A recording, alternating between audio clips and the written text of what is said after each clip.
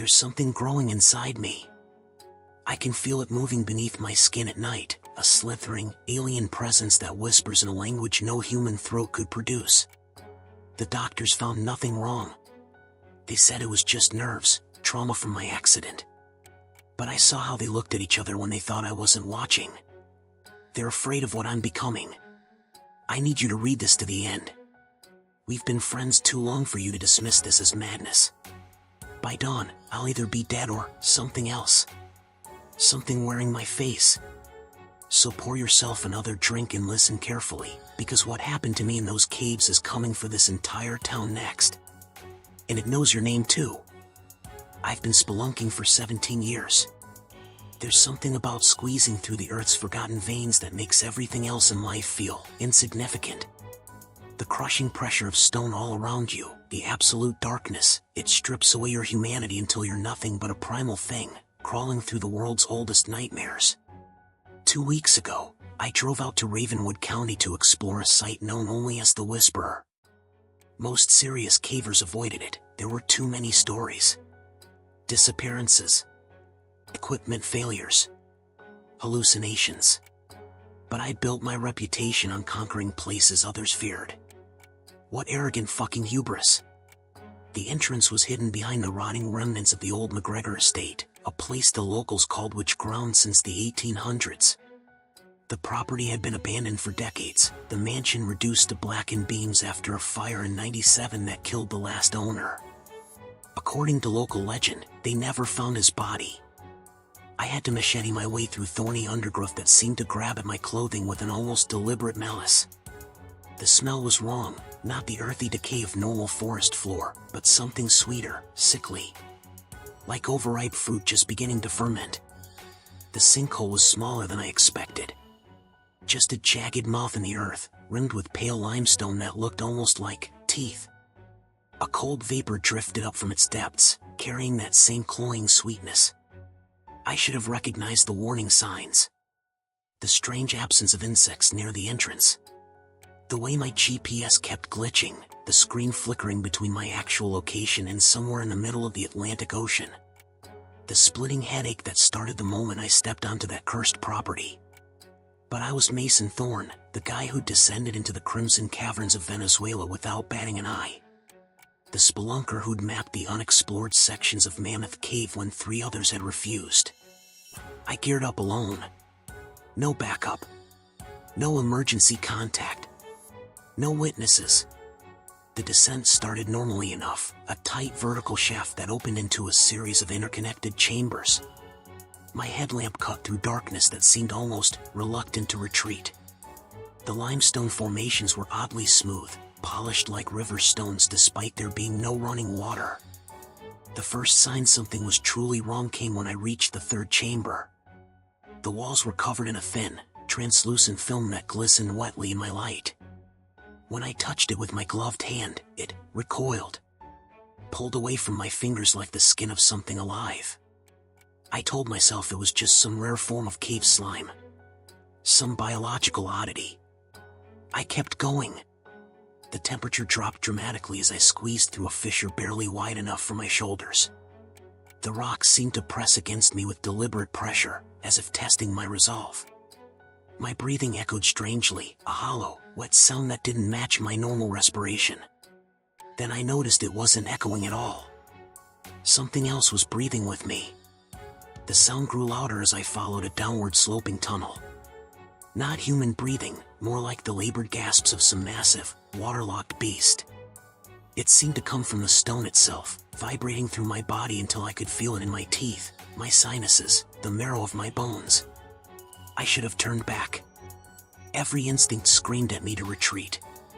Instead, I pressed on, driven by a morbid curiosity that felt increasingly foreign. As if something else is what was bleeding into mine. The tunnel opened abruptly into a cathedral-sized chamber, and my headlamp couldn't penetrate the far wall. The floor sloped toward the center, where a pool of what I first thought was water reflected my light. But it wasn't water. It was moving. Writhing. A colorless, viscous mass that pulsated with a sickening rhythm. And the walls. God, the walls. They weren't stone anymore. They were flesh. Vast sheets of pallid tissue stretched across the cavern, veined with pulsing blue-black vessels. The surfaces heaved slowly, like the flanks of some enormous sleeping beast. In places, the tissue had formed crude approximations of human features, half-formed eyes, nostrils, gaping mouths that leaked a clear, mucus-like fluid. My stomach lurched violently. The air was thick with the stench of decay and something else, something chemical and sharp that burned my throat and made my eyes water. I tasted copper on my tongue, realized my nose was bleeding. The mass in the center of the room began to rise, pulling itself upward. It formed a pillar of writhing, translucent tendrils that twisted together like braided ropes of intestines. No eyes. No discernible features. Yet somehow, I knew with absolute certainty. It was looking at me. The chamber's breathing changed. Quickened. The sound no longer came from all around me but directly from that thing, a wet, eager rasping that made my skin crawl with revulsion. I fumbled for my camera. Some insane part of my brain still thought documentation mattered. Evidence. Proof. As the flash went off, the creature screamed. Not with sound, with sensation. A psychic shriek that tore through my mind like broken glass, shredding coherent thought and replacing it with fragments of alien consciousness. Hunger. Ancient. Patient. Awake. I saw visions, flashes of other explorers, other victims. Dozens of them throughout centuries. Their bodies absorbed. Their consciousness preserved in torment. Their memories added to the creature's own. I saw the creature's true form, not this pale approximation confined to the cave, but something vast and unthinkable that existed primarily in dimensions we cannot perceive. The cave was merely where it intersected with our reality, like a fingertip pressing through the surface of a pond. And I understood what it wanted. A new vessel. I turned to run, but the tunnel I'd entered through was gone. The fleshy walls had sealed seamlessly, leaving only a faint depression where the opening had been. The thing in the center of the room began to move toward me. Not crawling or slithering, flowing, like mercury across the stone. I pressed myself against the wall, searching desperately for any escape. My fingers sank into the yielding tissue, and the wall moaned, a sound of such perverse pleasure that I yanked my hand back as if burned. Where my fingers had been, the flesh began to ripple. To open. A new passage formed, a sphincter-like orifice that dilated slowly, revealing darkness beyond. I didn't trust it. Couldn't trust it. But the thing behind me was getting closer, its tendrils stretching toward me with terrible purpose. I had no choice. I plunged into the opening, feeling the edges contract around me with obscene intimacy. The passage was warm, slick with fluids that soaked through my clothing. It pulsed rhythmically, propelling me forward through its length like food through an esophagus. I couldn't breathe. Couldn't see. Could only feel the rippling pressure all around me and the terrible certainty that I was being digested. Then, suddenly, I was expelled. Shot out through another opening into a chamber I hadn't seen before. This room was different. The walls still living tissue, but arranged with horrifying purpose. They formed crude furniture, chairs, tables, beds, all grown from the same pallid flesh. And occupying these grotesque furnishings were things. Once human, perhaps. Their forms still recognizable as bipedal. But changed. Their skin had the same translucent quality as the creature in the previous chamber. Their limbs too long, too jointed. Their faces, God, their faces, featureless except for crude indentations where eyes should be in gaping vertical slits that opened and closed with wet, sucking sounds. They turned toward me in unison. Dozens of them. Silent. Watching without eyes. One stood. It had been seated at what approximated a dining table, a plate of writhing matter before it. It approached with a jerking, marionette gait. Its head tilted, the motion too fluid, too extreme. The slit in its face opened, revealing darkness and a tangle of thin, whipping tendrils within. "Mason," it said, not with a voice but directly into my mind. "Join us." It knew my name. It knew my name. That's when I noticed the half-absorbed ID badge on what had once been its chest. The photo barely recognizable, but the name still legible. Richard Hayward. Geological Survey.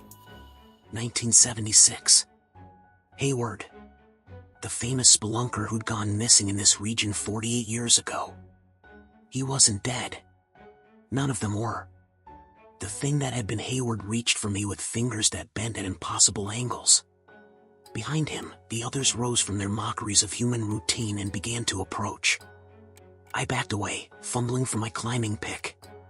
My hand closed around it just as Hayward's fingers brushed my cheek, a touch that burned like acid, leaving my skin blistered and smoking. I swung wildly. The pick connected with Hayward's chest, sinking deep into the gelatinous flesh. There was no blood, only a clear fluid that hissed when it contacted the metal of my tool. Hayward made no sound, but the psychic scream that filled my head drove me to my knees. The others closed in. I fought through the mental assault, wrenching my pick free and swinging again. Each blow connected with sickening softness, the creatures offering no resistance, no self-preservation instinct. They weren't trying to kill me. They were trying to welcome me. In my panicked frenzy, I struck the wall, and it ruptured. A torrent of that same clear fluid sprayed forth, sizzling where it hit stone. The chamber shuddered. The creature things recoiled, their mental screams modulating into something like alarm. I'd hurt the hive. The collective. And it was angry. The fluid continued to gush from the wound in the wall, the flow increasing. The floor began to tilt as the chamber itself contracted in pain. The creature things scrabbled at the tilting surface, their movements suddenly desperate. I saw my chance. A fissure had opened in the convulsing wall, natural stone visible beyond the thinning membrane of flesh. I lunged for it, tearing at the opening with my pick, with my hands, ignoring the caustic burn of the fluid on my skin. The gap widened just enough. I forced myself through, feeling the edge of the fissure slice into my back, tearing my wetsuit and the skin beneath. Pain lanced through me, but I didn't stop. I found myself in a natural stone passage, blessedly normal, lifeless rock. But behind me, the fleshy wall was already beginning to heal, the gap closing. And beyond it, the chamber was collapsing, the creature things being crushed in the spasming flesh. I ran. Scrambled. Crawled through passages too narrow for anything but desperation. My headlamp had been lost, but I didn't need it, the fissures in the rock above leaked pale daylight. I was close to the surface. The earth shook. A low, reverberating moan echoed through the caves, not from any single source but from the entire system. The entity was in pain, and it knew exactly who had caused it. I burst from a crack in the earth nearly a half-mile from where I'd entered. Collapsed onto damp grass as the ground trembled beneath me. In the distance, birds took flight from the trees, sensing the wrongness pulsing below. I made it back to my car. Drove without stopping until I reached my apartment in Thornfield. Showered until the hot water ran out, scrubbing my skin raw where the creature had touched me, where its fluids had splashed. The burn marks faded over the next few days. The cuts healed. I almost convinced myself it had been some kind of toxic gas-induced hallucination. Cave gases can cause vivid delusions. That was the rational explanation. Until last night. I woke to a familiar smell, that sickly sweet decay. My bedroom was dark, but I could feel something different about the air. Heavier. Wetter. When I turned on the lamp, I saw it. A thin film of translucent tissue had grown across one wall of my bedroom. It pulsed softly, rhythmically, and embedded in its surface was a crude approximation of a human face, one I recognized from old photographs. Richard Hayward. Smiling without lips. Watching without eyes. As I stared in horror, the wall seemed to ripple. The tissue split in the center, opening like a vertical mouth. Beyond it was not the apartment next door, but darkness. Endless darkness. And from that darkness came a voice, not audible, but inside my skull. Intimate as a lover's whisper. We are patient, Mason. We have waited centuries. We can wait for you. The opening sealed itself, the tissue retreating into the wall until no trace remained. Just normal plaster and paint. But the smell lingered. I packed a bag. Left my apartment. Checked into this motel 50 miles away under a false name. It doesn't matter. An hour ago, I found something in the bathroom sink.